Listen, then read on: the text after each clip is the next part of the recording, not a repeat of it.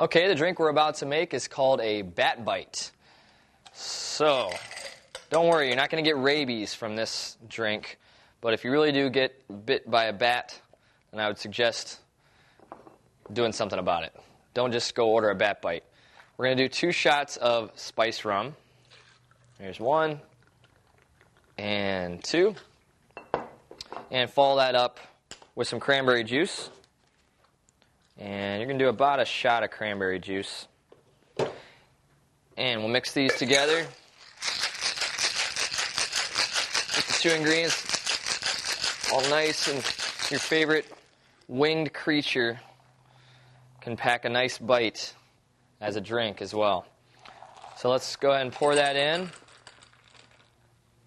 And last thing we'll do is just give it a splash of grenadine. Because you know the teeth came in, they're going to give it a little bloody effect. And that's a bat bite. Bottoms up.